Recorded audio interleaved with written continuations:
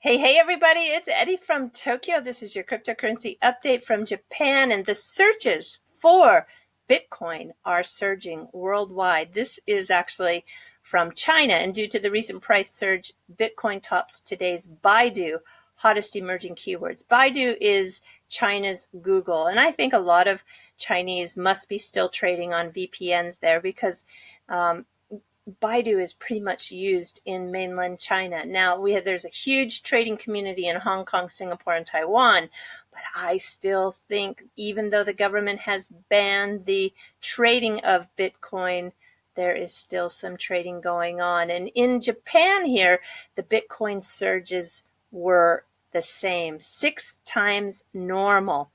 And it wasn't from Tokyo or Osaka, which are the two largest metropolitan areas of the country. No, it was from really random places, Okinawa and Gifu. Gifu is like if you lived in California. You would think that the searches would come from either the San Francisco Bay Area, which stretches from San Francisco to San Jose, or from LA. But if someone told you no, the number one search for Bitcoin came from Bakersfield, you would say, Bakersfield, what? That's how I feel when I hear Gifu. When we talk about the worldwide results for Google search on Bitcoin, Nigeria had the highest in terms of search, and it was followed by the Netherlands, Australia, and Switzerland. I'm not surprised by the Netherlands because the Netherlands are, they're the home of Weetzy Wind, which is the XRP tip bot creator, developer, and his team. And I think, they're a sleeping giant when it comes to crypto because when I see my comment section, there are a lot of people from the Netherlands. And the LinkedIn company every year puts a list together of the top companies. And for the United States, not too many surprises, but the reason why it was in the crypto news is because Coinbase made the list. And the names are very familiar, like Google, Apple, Uber, Facebook. Those are some of the top companies. What I found interesting is that of the 50 top, 50%, 25 are located in California, the majority of them coming out of the San Francisco Bay Area, but of course some out of LA too. And surprisingly, Coinbase allows their employees to receive partially or entirely their salary in Bitcoin. And 40% of the employees at Coinbase right now take some portion of their salary in Bitcoin. And it also talked about Twitter had its first profit ever in 2018. And they have a new model, or it's not new, but it's fairly new, where you can pay to have a promoted tweet. And so I guess that is turning out to be a successful business model for them, and people are paying to have their tweets promoted. In Japan, the top companies, it's not surprising either. There are a lot of American companies in the top 10. Amazon, Google, IBM is interesting. It made the list in Japan, but it didn't make the list in the United States.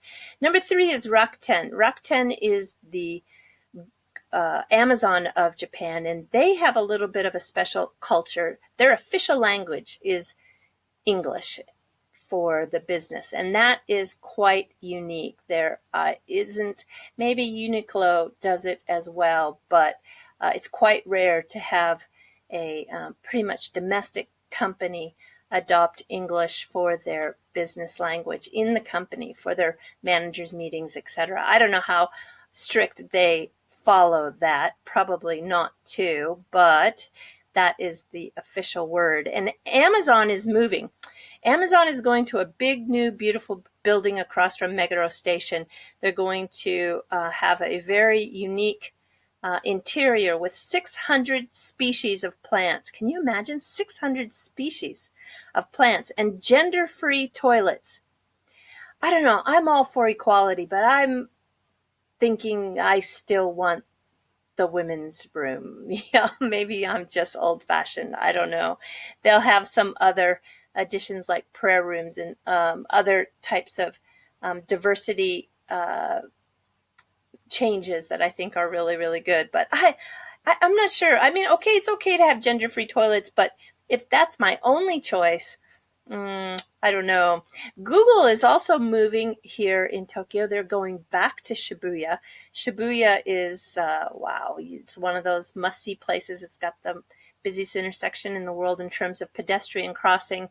And there's Hachiko, which is the famous dog statue. The shopping is great. The food is great. It's like I don't want to say like the Times Square of New York, but people do refer to it. Maybe it's like Piccadilly Square in London, kind of. I don't know. It's very lively and it's fun. I love Shibuya. I mean, it's not going on the side where Hachiko is. It's going on the other side, Hikarie's building side, and it's just gorgeous. Towering green glass. It's so beautiful. They're going to take the 14th through the 35th floor. They're going to also grow 2 times their original size here. I think they're going to employ up to 2,600 people. So there'll be quite a presence of Google people in Shibuya. All right, moving along here. This is an article that just broke a couple of hours ago, and it is about Chris Larson and his wife. They gave the largest gift ever to San Francisco State University in the form of digital assets. And so this $25 million gift was very much history making because it is done largely in XRP. He is an alumni of SFSU, and what a great school. I wish I had gone. This is one of the schools I looked at when I was living in California. It has a great reputation. It's a really good school. So depending on the approval from the trustees, they're going to name the College of Business the Lam Family College of Business. And Lam is actually the last name of Chris Larson's wife, Lena. And you can see here, I think I can show you, there's a picture of the two of them. That was recently taken in San Francisco on Russian Hill. And they are really instrumental in part of a project there to get a 4.5 acre piece of property that's been behind chain link fence for like 4 years. It's the old reservoir up on the hill in on Russian Hill. Russian Hill has got an interesting history. It's not because the Russians so much lived there, but during the turn of the century, there were a lot of Russian ships that came into San Francisco, and they would, of course, lose some soldiers in the course of the journey. So they used the top of that hill as a cemetery, and later on that cemetery was found, so it was named Russian Hill. It's a great place because you've got just these fantastic views of San Francisco and the Bay. So the old reservoir site, which is designated an open space a long time ago, they couldn't do anything with it because they didn't have enough money to actually maintain it. So it kind of stayed behind this chain link fence. But Chris Larson and his wife donated, I think it was $2.5 million in the donation, along with some other people. I think one was an anonymous donor. It does get them now to a point where they have enough funds where they can maintain it. And this is a vintage black and white photograph. Look at that. That's Russian Hill in 1906. Can you believe that? That's probably right after the fire, don't you imagine? Because look at everything's gone. So, and you can see the remains of some foundations and buildings.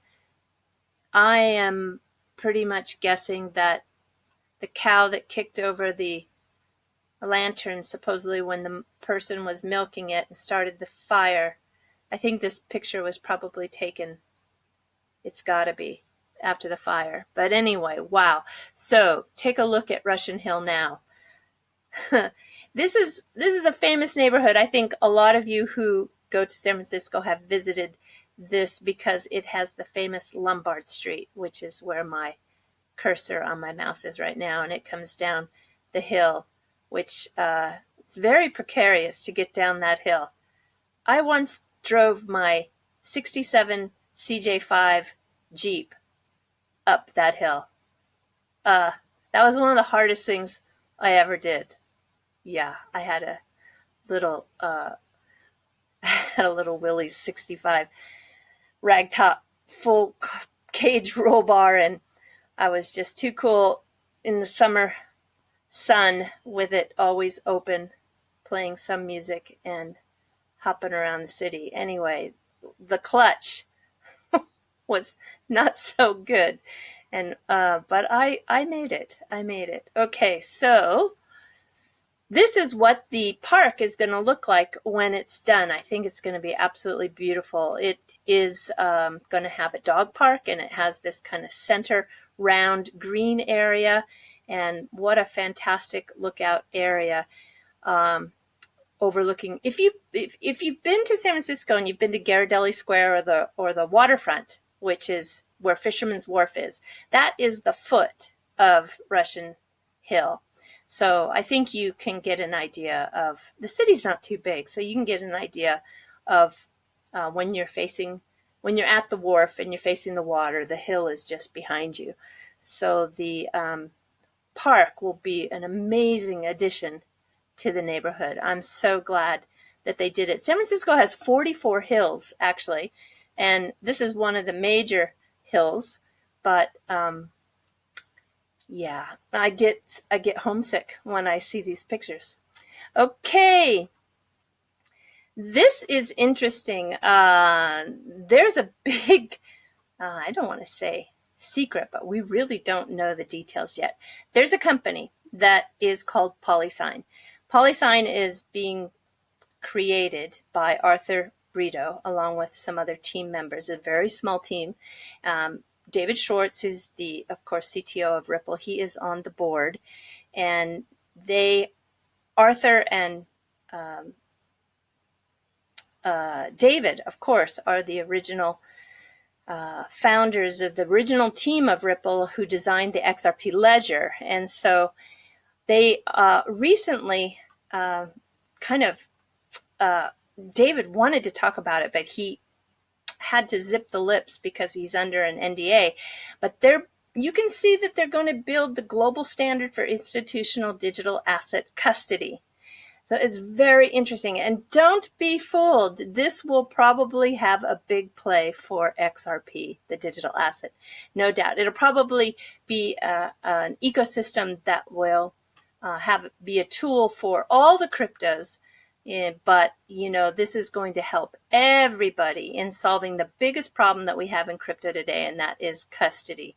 So if you want to kind of poke around on the website, I think it's very interesting. And there, of course, is Arthur, no picture because he's very camera shy. We can't, I have looked, and you know me with my research, I have really looked hard for a photograph of him, and I have not been successful yet. So we will see what they are up to, because about 2 weeks ago, they advertised for this new position of a back-end engineer, and they are looking for somebody that can provide them, I think, the third person on this development team. So you get an idea how small the team is still. They advertise that you can work with world-class experts in the field of cryptocurrency, and 2 days a week you can work from home. Sounds good to me. All right, and should you really be interested and try to know more about this project, I found the source for you.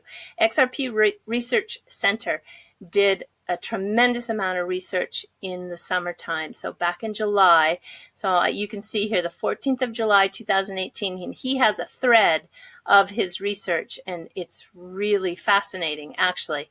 It really is. And at the bottom, it's funny who was lurking. Who was lurking? David was lurking. And David made a comment, especially about Mr. Kimon, who he had a very nice thing to say about him when he spent some time and hours teaching him how to do some coding. And it's he really said he was so appreciative of the his gracious time to help him when he was just getting started. So anyway, it's nice. It's really, really nice. I think we're going to be in for a treat when this thing goes live.